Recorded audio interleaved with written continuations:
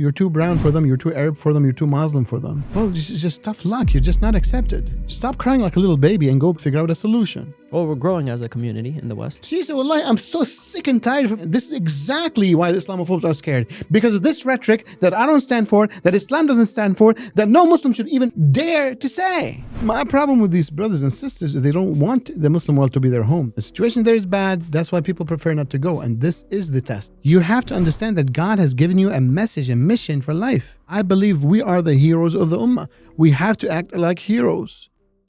Assalamu alaikum wa rahmatullahi wa barakatuh. Welcome back to the Islamically Correct show, where we don't care to be politically correct because we're aiming to be Islamically correct. We're back today with Sheikh Usta. How you doing? Alhamdulillah, Allah barak feek. Alhamdulillah wa feekum. Today's episode is actually a part 2 to the previous episode that we had on Muslims in the West, particularly our participation in politics. We brought up the example of Mamdani and his likes. We also spoke about, is the West really home for Muslims? Today, Sheikh, if I can start by just kind of going back to last episode, we actually got a lot of positive comments. Alhamdulillah, it was overwhelmingly positive, like superbly, mashallah. But surprisingly also from Islamophobes, like a lot from Islamophobes. Hey man, we need to make some friends, you know what I'm saying? Yeah, but I don't know if those guys are our friends, you know? But see, hopefully they, look, I'm, wallahi, with the depths of my heart, I hope that basic people change. Like, why isn't Islamophobe fearful of Muslims? Because of ignorance, right? Right. And then, if we can actually open lines of communication and say, look, hold on one second. Like, I think we can reach an agreement of how to basically either be together or to basically kind of, not be together even, right?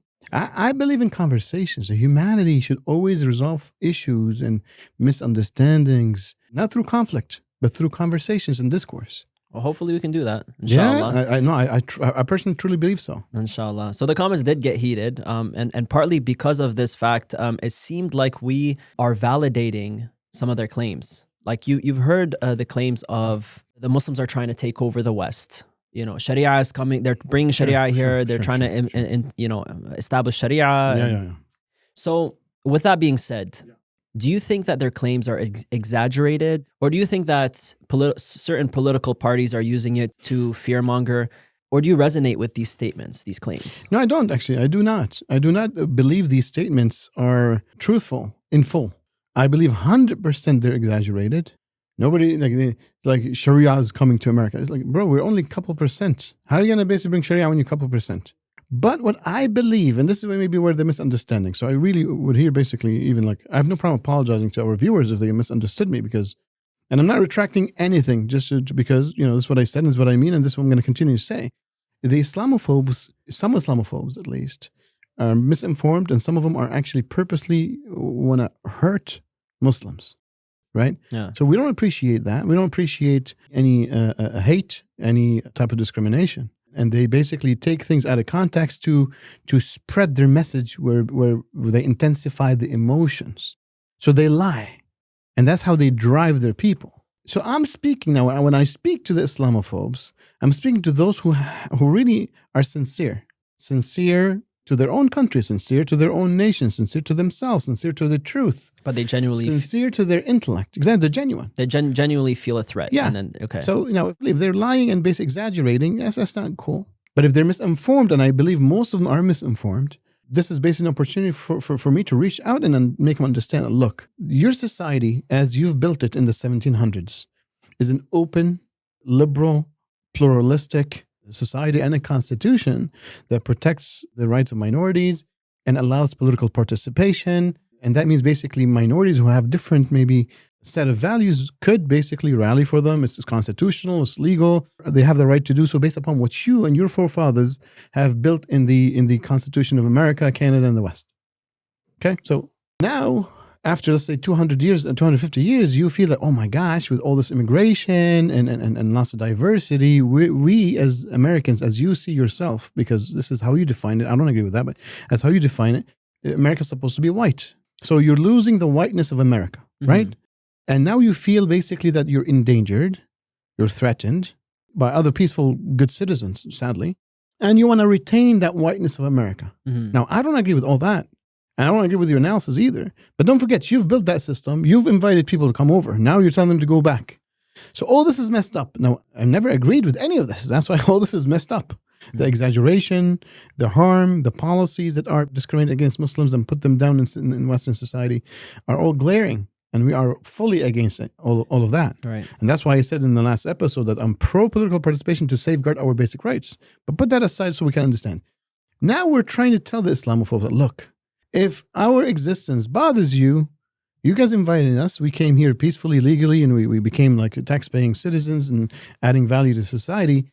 If now you as a majority basically have changed your minds, and since basically it's a democracy and you guys could basically push a law that would either basically force us to melt within the melting pot and assimilate, or if that's the only choice we have to stay here, we should at least have the right to basically leave peacefully, period. That's what we're saying. Because that's how I see basically the West getting to, or we're already getting there. Some people are so blinded, they can't even see that we're already here. That Muslims right now are getting, since the first hijab ban in France or Belgium, 2004 if I'm not mistaken, it's been over 20 years. And the Muslims now are being forced to assimilate, to leave their values, to leave their headscarf, to leave many values that they believe in. So now after 20 years, things are way more intensifying within the West. So what I'm saying is that, look, let's understand each other. Let's have a conversation. I think we could have an agreement. We have 55 Muslims, and that's nothing compared to the majority. If the majority does not want the Muslims to stay in the West, I believe through discourse and conversation, we could create the exit strategy to Muslims to go back home.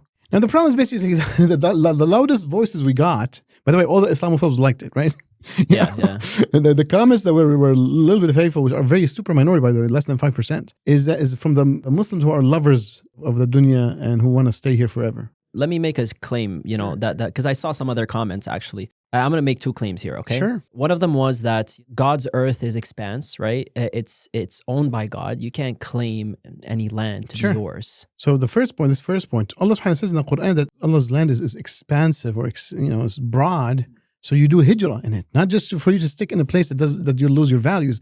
I think that brother or sister literally reversed the meaning of the verse in the Quran. Okay. That where Allah is saying basically when you start not being able to practice your basic Islamic values as an individual, your headscarf now is basically banned in Quebec, blah, blah. With the Bill 9 or Bill C9. Oh, that is, so it's adding more stuff basically. But aside from that, the Muslim world is basically a place where you can go and practice your deen. Mm-hmm. And yes, the planet Earth is big enough. It's not just, you don't have to stay in the West. Okay. There's also the East. So they misuse the verse, subhanAllah. Also the idea of God owning the earth, that you can't own that land, which takes me to the second point, which is America technically, it wasn't their land at first. They came, they colonized the natives, they annihilated them. So technically it's not even their home, right? Can't someone make an argument for that? Yeah, but so what does that mean? See, look, I'm not here basically justifying the European colonization of North America against the natives. Actually, I'm a big supporter that the natives are the one who really own the land. But we're speaking about our current political situation. The current political situation is the majority have a vote, and the majority basically does not want us to be here. Okay. And the majority is making it hard for Muslims to be Muslims in North America and Europe.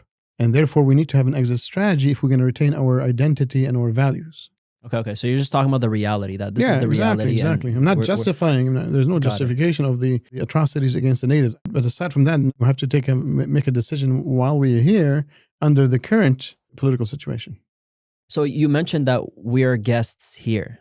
But Sheikh, you and I both, and many other Muslims, are citizens. We are a part of the fabric of our societies, right? Yeah. So doesn't this label, guests, disempower us? Doesn't it create a sort of threat to our existence in the West? And it projects the wrong view in a society that already compromises our rights. It does not. Actually, I think it empowers us. When you understand that basically you're just a guest here, even though you're a citizen or a third generation Muslim, but you have now a mission in life. You need to stand up for your rights first. As I said, our basic rights needs to be preserved. Right. Okay. I don't think anybody would basically say, no, you don't have your basic rights, but we have to stand for them. It's bare minimum. Yeah. Secondly, since we are a guest, now we become empowered to make change in the Muslim world. And so we can basically set up our real home since we might not be wanted here. You see what I'm saying? Again, the word guest, if you take it in a childish way, you're like, oh, I don't want to be a guest here. Why am I not accepted? Well, it's just tough luck. You're just not accepted. Okay? The majority doesn't accept you. You're too brown for them. You're too Arab for them. You're too Muslim for them. Stop crying like a little baby and go basically like a man, figure out a solution. And you have a big home. Like my problem with these brothers and sisters is they don't want the Muslim world to be their home. They'd love to basically stay here and keep this their home. What's the problem with that? Well, Allah subhanahu wa ta'ala, what's the problem with that? Huge problem. You know, the Muslim world where the majority of the 2 billion live is where basically Islamic values could be lived by. You don't go to somebody else's, country, even if you're, let's say, a convert, a revert, like as I said, basically 9th generation white American who became Muslim. The minute you become a Muslim, your home now is in the Muslim world. You don't take offense to this. We're just saying your home is where you can live based upon the values that you believe in. As I said earlier, basically, I feel emotional attachment to this land. I've been here for so long. All my kids are born here. I like it here. Right. But the reality is the majority doesn't want us here. Yeah. So I'm not going to go sit cry in the little corner or beg, please accept me. No, I think the Western societies, were very welcoming to us as Muslim diaspora since the 1960s. And even before in certain countries like England and so forth. And look, we lived here, in peace and harmony. And now they changed their minds. So I don't want to be weak. I'd rather basically say, look, if they don't want us here, we're only a couple %, we should start thinking about basically going back home, because home is where basically my family is. Where's my family? My family is the 2 billion Muslims. My family is the Muslim world because I'm a Muslim. The situation there is bad. That's why people prefer not to go. And this is the test. This is basically, Rasulullah, when he looked at the ummah, he says our hearts are filled with wahn. Wahn means basically the love of the dunya, right? We don't want to lose the comforts that we have here. And therefore we don't want to go back. No, I think we should go back. And I'm not speaking in any way or shape. Basically, we just go pack out and go. I'm not doing that myself. I believe that the Muslims, at least a portion of them, because I know we're not going to be able to convince everybody, a good portion of them for the next 40 years, I think, should basically trickle back to the Muslim world, inshallah ta'ala. So there's no rush. There's no knee-jerk reaction. There's no reactionary or emotional impulsivity. But we have to have a strategy, an exit strategy, because laws are changing. That basically makes it way hard for us to even be Muslim in the first place, unless basically people just want to retain their permission to pray at home or at the masjid. No, we have way more values that basically we've been losing bit by bit. Our sisters in Quebec today cannot even be a teacher with a headscarf. You know what I'm saying? And there's many. I'm not going here to basically go detail all the different laws in Europe and North America that's been infringing on our basic rights as Muslims. But this is the situation.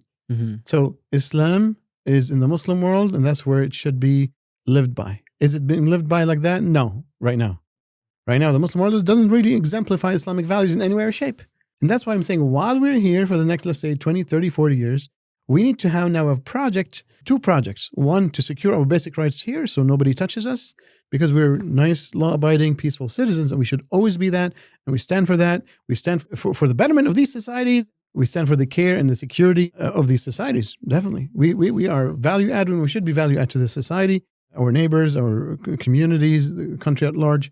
But we should have a second parallel objective of basically helping the Muslim world revive, helping the Muslim world progress, helping the Muslim world prosper, helping the Muslim world advance, helping the Muslim world become a peaceful place, not plagued with wars and famines and genocide and sectarianism and bloodshed and crime. So we need to do both. And I believe Muslims here in the West are the most powerful Muslims in the world. The 55 million Muslims in the West are the most powerful Muslims in the world as individuals. Okay, we are that segment of the Muslim Ummah, which is 2.5% of the 2 billion. We are the best educated, the best experienced, the best, prepared and mentored and so forth to help the Muslim world change. And we have to take that role of leadership. Right. So that's what we're calling for, and that's what we're mobilizing for. And it helps us in both ways. Look, if the situation in the West, let's say, reverses, and this will, any political analyst that will tell you it'll reverse right now, he's on crack. Okay? So, but if it does, let's assume basically that 1% chance that things does reverse and we have our full basic rights and Islamophobia goes away, because maybe we open a channel of communication. That's fine. We still need to go back to the Muslim world. Okay? So why? Because we need to live by Islam. We don't want them to change their values. And it's not about basically you're allowed to wear a scarf. That's not just it. A Muslim wants to live, in society within an economy. For example, the economy is all interest based. That's not an Islamic economy. The Muslim is always like, okay, in terms of food, always like, oh, can I eat this? Can I eat this? Oh, this one has pork. This one has this. Like, it's not natural to live here for a Muslim, right? Yeah, everything economic has interest. Everything economic has, let's say, contracts that basically contradicts the Muslim basic etiquettes. Our marriage contracts, sometimes, things go sideways in inheritance and custody and divorce. Things go sideways in many things. You see what I'm saying? Now our scarf, even our basic. So even if we're given our individual rights, society doesn't reflect our values. Mm-hmm. So we should only have came here with a temporary mindset. And by the way, all the scholars of Islam say it is haram for the Muslim to go and permanently reside in non-Islamic societies, because, like, if you believe in this Islamic value system, you should basically be dreaming about living that. You're not going to be comfortable in living in other than that if you truly believe. So let's unpack that a little bit. Why do Muslims, or why did they come here in the first place if our values obviously clearly contradict Western values? Because, like, obviously people come here, they understand the system is a democratic system. Like, can't someone think that, oh, well, I have a place in this arena, I have a voice in this arena of democracy, right? Can't Muslims think that way when they come here? Yeah, but you're a minority. So even within a democratic system, when you're 2% and 3% and 4%, you're never going to be able to change anything. Yeah, but it's a democracy, meaning, like, if our voice grows, right? But how's it going to grow if we're physically as a population, right, we're a couple percent? How are we going to? Well, we're growing as a community in the West. But see, this is the type of rhetoric that scares the Islamophobes. This is exactly the rhetoric that scares the heck out of them. And if I was them, I'll be exactly scared like them. I'll be very angry from such rhetoric and narrative. Like, bro, you're coming to change my country, man. Get off of my back. See, so wallahi, I'm so sick and tired from this type of, like, look, man, this is exactly why the Islamophobes are scared. Because of this rhetoric that I don't stand for, that Islam doesn't stand for, that no Muslim should even dare to say. Bro, just go back to your country. Stop basically, like, pushing change on others. This is the mindset. This is exactly what I'm speaking about. And everybody speaks like that. Aren't we blah, blah? Can't we just change? No, you can't change here. You live here as is. You respect it as is. You appreciate the services that you've got from these countries and these societies. And you go back home and do your change there. Oh, subhanAllah, wallahi, I'm actually very, like, subhanAllah, I'm shocked. And this is what most Muslims say. And Islam says no. If you want to go to non-Islamic societies, there's no problem, as long as basically, as I said, it's temporary. You're going there for education. You're going there basically for medicine. Many people came to the West because our countries are devastated in war. Don't forget, basically, we've been colonialized. The Muslim world has been colonialized since the 1800s, late 1700s. Right. We're subjugated people. We're slaves. We are still slaves till today. We got independence on a piece of paper. It's ink on paper. We don't have real independence. But we're not even seeking to basically help the emancipation of the Muslim world. So the Muslim world is still in turmoil, just like Africa and Latin America. And I care about all of them, to be honest. I care about everybody in the world, Muslim or non-Muslim. So the Muslim world have been colonialized, and the Muslims in the West are so greedy and selfish, they just want any excuse for them to just stay here. And they'll make any argument to stay here. And my bro, alhamdulillah, Allah subhanahu wa ta'ala is trying to teach you a lesson. And that's why the Islamophobes are basically becoming angry at you and kicking you out. Because you preferred the dunya over Allah subhanahu wa ta'ala and His rules. But can someone say, okay, so someone can say, look, alhamdulillah, I'm a Muslim. I'm living here. I'm a citizen. I am a good example. And that is a form of da'wah. When you're a good example to non-Muslims, right? They can see the representation of Islam, right? You're abiding the principles of Islam. And I'm doing my thing and I'm safe. I don't feel the need to go anywhere else, right? Yeah, but that's a person who his iman has an issue.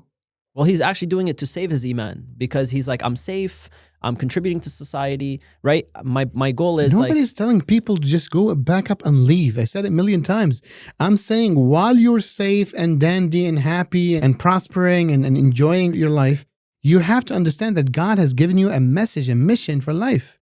And that's to live by the Islamic way of living. And that's not there today in the Muslim world. And therefore you have an obligation, a prime obligation, while you're living here to help the Muslim world becomes a better place, a more prosperous place, to a more safe, peaceful place. And you say, no, I have nothing to do with that. I'm just going to basically take care of myself here and that's it. Well, that's a life that leads to hellfire. A'udhu billah. Here's a pushback, okay?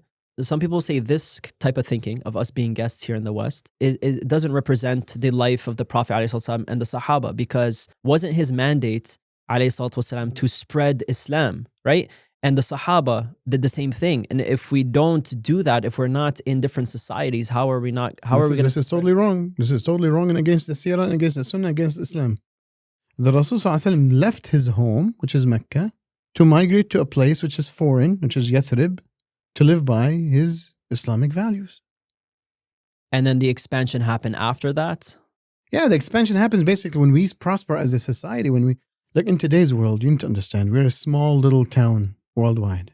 Like right now, basically, you see like the challenge between China and the United States is a challenge of technology.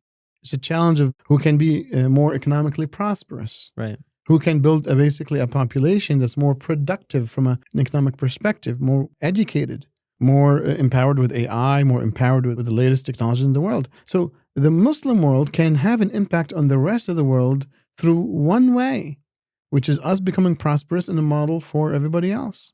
You see what I'm saying? That's how you, like today, power is more soft than hard. Like what impacts the Asians and the Africans and the Latin Americans? Is it McDonald's or what? It's McDonald's. It's Hollywood, right? Because America stands for something. The West stands for something. They stand for a specific way of life that has lots of bling bling and party and drinking and happiness and dance clubs and so forth. This is what they export to everywhere else. Right. That's what attracts people. That's what attracts people. Yeah, like, yeah. I love to The live like that. American dream. Exactly. I want to be in California, drive a Ferrari, red Ferrari, right? Like so the whole package, right? Now China's trying to present their package to the world. The intellectual, the scientist, the engineering, the high productivity, the bleeding edge economy, right? They're on the come up, yeah. Yeah, so everybody's telling their story. What is your Muslim story as a Muslim? You have no story right now. Even though you have the best story in the world.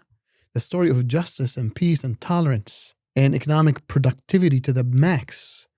You know what I'm saying? Social cohesion to the max.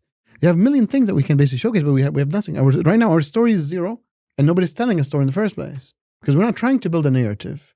See, the Europeans went through the Renaissance and the Enlightenment. They built a civilization, and they're proud of it, and they're exporting it to the world. They have a beautiful story that attracts people. It's a wrong story, don't get me wrong, because I don't believe in that. And the principles, The Chinese have their own, they've built their own story in the last 50 years. You see what I'm saying?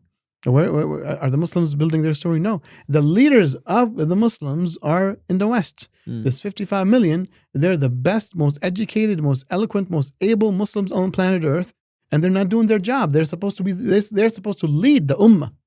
I see this as like, a lot of times when we look at different companies and organizations, Muslims are really leading and helping and supporting these organizations become who they are. Some of the brightest minds in North America are Muslim. Yeah, that's big, I guess like on top of us being colonized back home and our parents and our grandparents coming here for safety, or not just safety, like our conditions aren't good anymore over there and they want a better life. That came with a brain drain, right?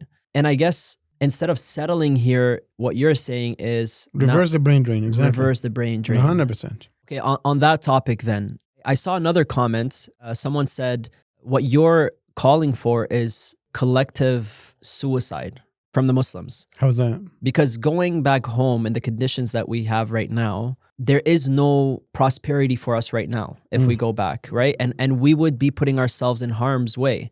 Like right now in the West, non-Muslims are starting to wake up. Westerners are starting to wake up, right, on a lot of these issues. Wouldn't it be more productive for us to work with them on solving the issues of our ummah all around the world, instead of going back home and putting ourselves in harm's way where we won't be as productive? Well, basically, when somebody says it's political suicide to go back home, it's an uneducated statement. It's a very uneducated statement. When a Muslim has to choose between his Islam and his comfort, he should always choose Islam. We're saying the situation is changing, that a woman, if she's in Quebec, cannot even wear her headscarf. A teacher, just a teacher. So that person definitely, sadly, doesn't care about Islamic values and Islamic life. We're losing our children. So that's not true. But what would be a political suicide is if we stay here for enough generations and we assimilate and integrate and melt into the melting pot where our grandchildren is Joe and Jackie and Mo and whatever it is. That's a real spiritual suicide. I think that sentence is a very reckless sentence. That's number one. Number two, when you say we work here with the non-Muslims, yeah, the non-Muslims care about their countries. They're not going to go care about your country. Like, why would somebody basically in America or Canada or any Western country like, oh, let's build Pakistan together? I'm like, bro, what are you talking about? These guys, a British person is like, no, let's build the UK together. You need to prove that you're British first and Muslim second. That's what he cares about. Right. If you're living with me here, you need to prove that your allegiance is to the UK first. And let's build the UK together, not Pakistan. And again, this is what pisses them off. This is why the Islamophobes are screaming their lungs. Because such stupid rhetoric. So you say that. Muslims should care about Muslim countries. Why are we expecting non-Muslims to care about us? And if you're saying you're a citizen here, the non-Muslim here expects you to care about here.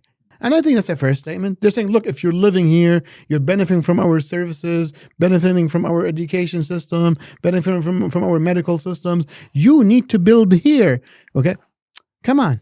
And we're saying the value system, the values in society are not welcoming to Muslim values, and they're changing even worse, becoming worse and worse. That's number one. Number two, you're a Muslim, you're supposed to basically take care of your own countries. Not just basically get somebody else. These are. I would say these statements are literally out of whack. They have nothing to do with reality. You know, when somebody says, "Look, let's get the Westerners or the non-Muslims to help us in the Muslim world," who cares from their perspective of the Muslim world? He cares about the joblessness here, the homelessness here, the bad economy here. That's what he cares about, and he gets pissed when his co-citizens are always speaking about back home, bro. That's why they're telling you to go back. And as I said, basically, we should say, "Look, thank you very much for having us here." And we need to start basically working with our brothers and sisters over there without leaving very quickly, so we can help them basically better the Muslim world. And bit by bit, we basically trickle back, and that's it. You know, sadly, basically, I believe that most Muslims might not do that, but I'm hoping that at least a portion. So that's where basically we can, again, it's a conversation in society. We just want to open a conversation at the end of the day. Disagreement is fine. We can disagree with each other and speak within the Islamic community, outside the Islamic community, with the wider society, as long as everything is civil and it's a discussion, it's a discourse. So you mentioned one group of society that speaks this way, that's worried about their own country, right? Their country first, your religion second, or your identity second. That's not a portion. That's just regular citizen of these countries. Well, yeah. That's the norm. I also see the left, for example, whenever there's issues back home, like we're being oppressed, they will ask for us to stop, for the West. That's not correct. What do you mean? That is totally not correct. The left and the right love their countries. Okay. The left and the right want to invest in their countries. The left and the right want to basically make their own countries better. You know what I'm saying? They have different maybe projects for their countries. That's why there's a right and left, different projects. And now the left might be a little bit more, let's say, prone for human rights and so forth. That's why they might basically rally for Palestine and so forth. But that's really it. The left is not like, oh, yeah, Karachi has a water problem. Let's go solve that. No, they need to solve their own water problem, their own homelessness problems, and so forth. Right. You know, if there's a genocide, as a global citizen, look, there's global issues, like big issues. Yeah, the global issues. Right. Yeah, global human rights issues. The people that feel more like there's a global citizenship and duties from that perspective, they would rally, and we appreciate that. To be honest. We appreciate it, and I think basically also us as a global citizen, we would care about basically issues that happens across the world. We do too, right? Yeah. But that's very limited to the global issues, not the local and the local issues in these countries. Yeah, you're saying it's not more than that. Yes, exactly. Yeah. Very, very minimal, limited period. So then, if they're not caring more about our own countries and fixing all the issues, why would they? They care about their countries. We should care about our own countries. Right. Your proposal in theory makes sense. Would that, like, who wouldn't want that, right? For our lands back home to be prosperous, united, and not in the conditions that they are right now. But the reality is that they are in the conditions they are right now. Like people, our parents, our grandparents, they escaped tyranny. They escaped the conditions back home to come here to live better lives. So a lot of Muslims listening think that this is not doable, right? They think it's just theoretical. What do you say about that? Well, I say that basically if there's a will, there's a way. And Allah subhanahu wa ta'ala wants us Muslims to build the Muslim world, make it better. This is our obligation. Allah subhanahu wa ta'ala said in the Quran, لا يكلف الله نفسا إلا وسعها. Allah subhanahu wouldn't put an obligation upon you unless you are capable of accomplishing it. So we can. I believe we can. Now, how do you do that? Well, you do that basically, as I said, by now First, do we have the concern? Let's build the concern. Let's basically set it as a goal, right? When you have a project plan, it has to be like an objective. What's the objective? What's the goal that we're trying to do? Number two, if we become more organized here in the West and we start networking with our colleagues in the East and help them basically better the science and technology, better their universities, create more business opportunities. When we start thinking, we start building, for example, organization for enhanced business relationship with the East, enhanced educational exchange programs with the East, like there's lots of things that we could do, but we're just not doing them because we never thought about them. It's not even part of our thinking process. Right. What I'm proposing for today is just, let's make that a goal in our heads. Let's make that and when we get together, we get all the innovative brains in the Ummah here, basically in the West. We're going to have multiple channels to be able to improve the Muslim world and help push it forward to make it a better place. So inshallah, in the future, we can migrate there. Again, I'm going to say for the 5th time, maybe today, and the 10th time over the last 2 episodes, I'm not telling people just back up and go. That's not me. That's impulsive. I'm saying let's organize based upon such a vision. So that vision becomes our exit strategy if sadly, the Islamophobes and society changes where they really don't want us at all. We have somewhere to go, but we need to start helping the Muslim world become a better place from today. And we should have been doing it since the 1960s. Those who left the Muslim world because they escaped basically whatever calamities they escaped, and they just forgot about their brothers and sisters back home. Let's say you're from Bangladesh. You left basically a mess in Bangladesh. You came here. And khalas, everybody else, who cares? That's not Islamic. That's indecent, even on the human level. Forget about the Islamic level. You have a place you came from. It's a mess. You escaped. God gave you an opportunity to basically prosper and have a better life. Well, are you going to help the rest? It's like basically being in a ship is sinking. You're one of those few that basically got on those small safe boats, right? And you just left. Like, okay, bye-bye. Everybody can sink. That's so indecent, to be honest, and definitely un-Islamic. So those who were saved, they need to come and save the rest of the people in the ship. They're holding on to the logs and to the wood. That's not cool.